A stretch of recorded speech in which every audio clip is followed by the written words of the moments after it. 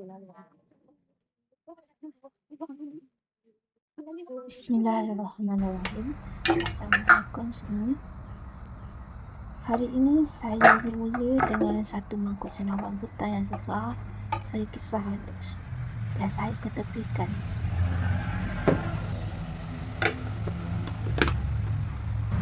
Selepas itu, dalam periuk, saya cairkan mentega masin.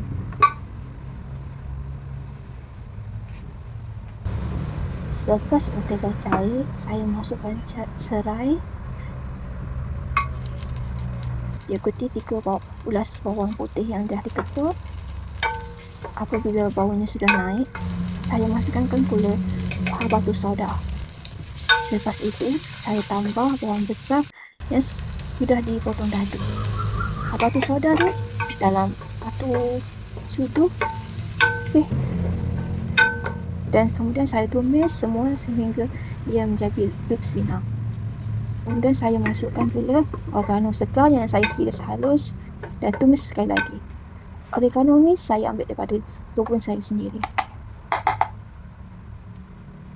Apabila bau sudah naik, saya masukkan cendawan butan yang saya dah pisah halus tadi.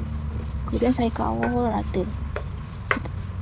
Selain itu, saya juga tambah cendawan shiitake yang telah dihiris untuk memberi sedikit kejutan apabila makan. Saya taburkan sedikit lada hitam.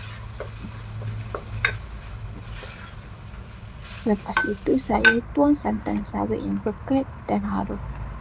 Kalau tak ada, boleh guna susu sejat ataupun santan biasa.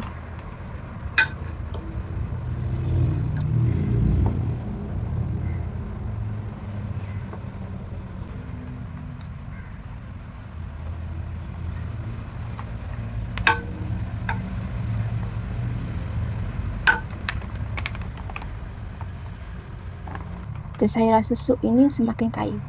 Saya tambah sedikit garam biar rasanya seimbang.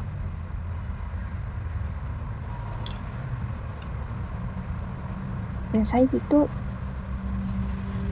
periuk dan biarkan ia mendidih perlahan dengan api kecil. Setiap sesuatu penuh kehangatan, penuh rasa cendawan.